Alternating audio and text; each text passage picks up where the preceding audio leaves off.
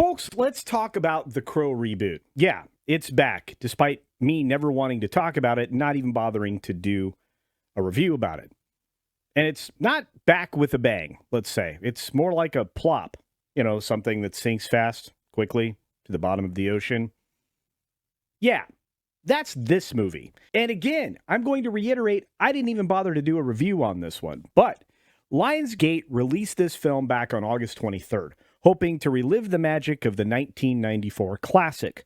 But it was more like the movie was hit by a real crow, and it flew right into the window, or perhaps into the engine of the plane, because it went down quickly. So now this reboot is, hold on, they don't want us to call it a reboot or remake. It's a new adaptation of the comic book series. Translation, we're really hoping that you forgot about the first movie, because this is nothing like that. But, I mean, who could forget? The original Crow film was iconic. It was a classic instantly. And what did we get this time? A movie that's already being kicked out of theaters and headed straight to PVOD this Friday. Yeah, that's right, folks. Today. If you just sneezed or had a blink, this film was gone. And now, for those who are eager to stream it from the comfort of their own couch, I don't know why. Extreme sleep deprivation, maybe? Trying to find your own way down into the utter abyss of disappointment? Well, no fear. You can spend $19.99 to rent this thing, or $24.99 to actually own it. I don't know who wants to own this. I really don't.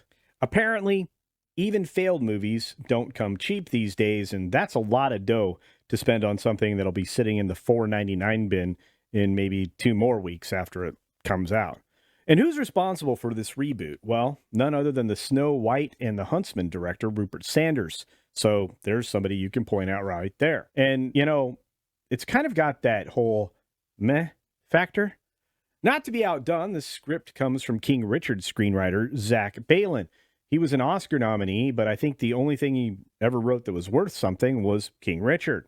And hey, at least Lionsgate thought, look, they have a Oscar-nominated, screenwriter. They've got a solid director. And they have Bill Skarsgård, who could brood in a corner better than anybody else. He could brood in a grocery store. He could brood at an amusement park.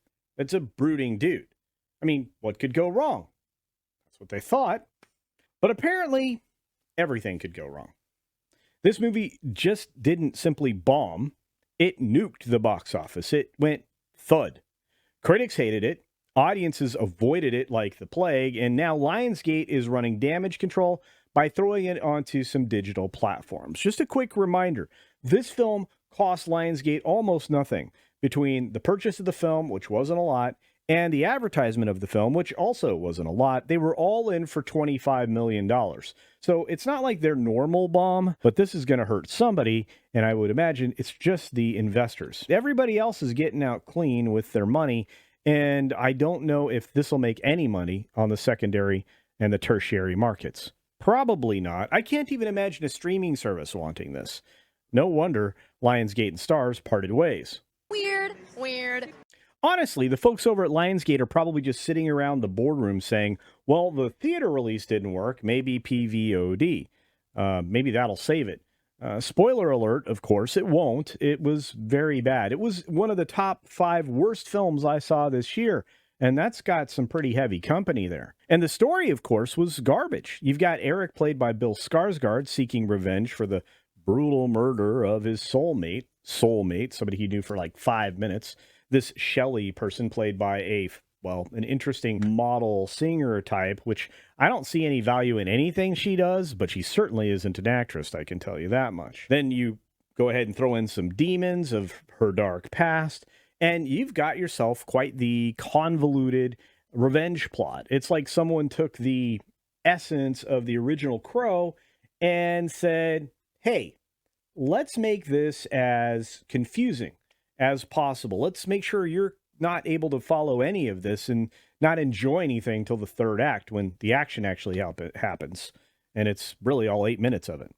Oh, and let's not forget the development hell that this movie went through. I mean, forever, It started somewhere around 2008, and it made it all the way to 2024. And that's after being parked, canceled, run through a bunch of actors, like people that you know. Hang on, I'll tell you. And it's 16 total years of time that you had the rewrites, the casting changes, bankrupt studios, and all the directors dropping like flies. The lead role at one point was offered to everybody. And when I say everybody, I'm going to say Bradley Cooper, Jason Momoa, Mark Wahlberg, Tom Hiddleston. If only someone had turned down the green light too, then this would never have ventured its way into cinematic history or flopistry. I'm going to coin a word. Flopistry. So here we are. A movie that spent years in development issues, right? 16 of them, only to go straight to a digital version of its own version of Purgatory, which actually is represented well in this particular film. If you're a diehard Crow fan, you'll probably watch it. But let's be honest, this is one movie that's better off buried and one that you never run across your eyeballs. Yeah, this thing should have never been resurrected in the first place. But hey, what do you think? I can't go off all by myself. I need you to tell me your thoughts down in the comment section below. Did anybody out there other than me catch this disaster in theaters? If so, I'm very sorry. Or are you now waiting for this wonderful digital release to throw your very valuable $20 at these days and throw that into basically a fire? Drop your thoughts again down in the comment section below because I want to know who else has suffered. And as always, be sure to take care of yourself, take care of others, and until next time, see ya.